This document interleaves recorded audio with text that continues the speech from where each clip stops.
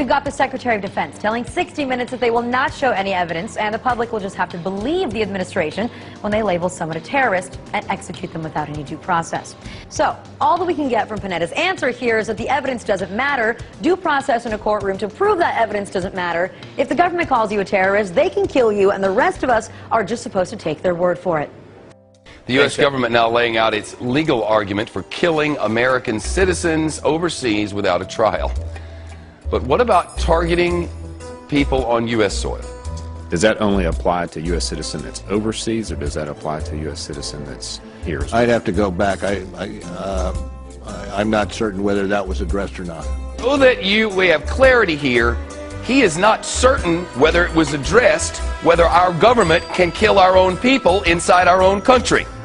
Just so I understand correctly, are you really saying that in certain situations the president can decide whether it's in the best interests of the nation and then do something illegal? I'm saying that when the president does it, that means it's not illegal. This federal government, this administration says it can kill Americans when they're riding with their children in a car in a desert. That is quite a horrifying reality of how our government functions these days, of how completely out of hand this war on terror has become. So we can kill you anywhere, and we don't have to ask a damn soul about it. So Eric Holder said, okay, you know what, we've been getting a lot of flack for that. I'm going to go to Northwestern, I'm going to clear this thing up. And he did. He gave a speech where he explained that there are no rules. Some have argued that the president is required to get permission from a federal court before taking action against a United States citizen. This is simply not accurate. Due process and judicial process are not one and the same, particularly when it comes to national security. The Constitution guarantees due process. It does not guarantee judicial process.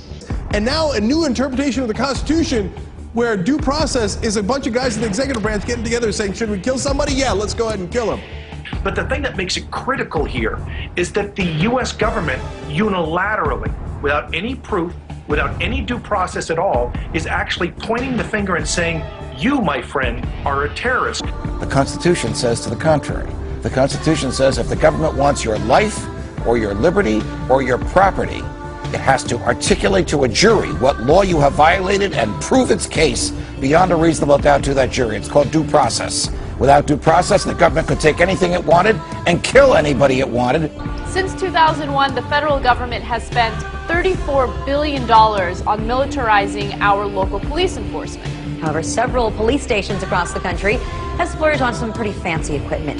The Bearcat 3. This is a 9-ton armored vehicle with bullet-resistant windows, gun ports, tear gas dispenser, loudspeaker, and a battering ram on the front bumper. Well, they took it one step further and used a DHS grant to get their own weaponized drone. That's right, this $300,000 Shadowhawk drone made by Vanguard Defense Industries weighs 50 pounds and can be equipped with a beanbag launcher and a taser, giving officers the ability to stop a target from the sky.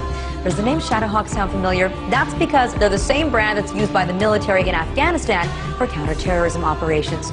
They're talking about inserting the Army into domestic law enforcement. Senator Lindsey Graham, who supports this bill, says, quote, the homeland is part of the battlefield, and people can be held without trial, whether an American citizen or not. It gives the president the power to control U.S. resources in times of war and peace. Now, this includes, but is not limited to, food and livestock, water, plants, energy, health resources, transportation, and construction materials, and gives the government the ability to, quote, control the general distribution of any material, including applicable services, in the civilian market. This would give the President of the United States the authority to declare, basically, martial law during times of peace. So it's starting to sound more and more like we're getting closer to martial law by the day. They don't need a law like this to go after 150 or 200 people. This is being used on tens of thousands, maybe even hundreds of thousands of Americans. If it's the bad guys, it's those foreign terrorists, then it's okay. It's not like my government would ever do it to me. But guess what? You're wrong, because your government would totally do that to you, and now they'll be able to by law. Are you willing to sacrifice your freedom for liberty? We have let Roosevelt's fear of fear itself overtake him. And if you somehow think habeas corpus has not been suspended for American citizens, but only for everybody else, ask yourself this. If you are pulled off the street tomorrow and they call you an alien or an undocumented immigrant or an unlawful enemy combatant, Exactly how are you going to convince them to give you a court hearing to prove you are not? Do you think this attorney general is going to help you? It becomes, who are we fighting against? Is this really what we should be spending our money on? And buying ammunition to protect government against our own people? It doesn't make sense. This has been a very partisan Congress. They can't agree to do anything.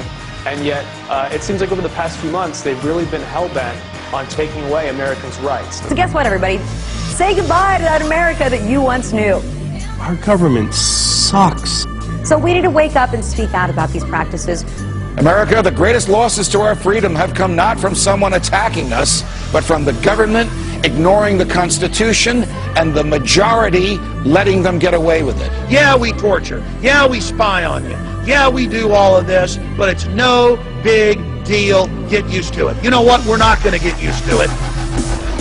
One day, somebody's going to have to make a stand. One day, somebody's going to have to say enough. Because this is bull. This battle is just getting started.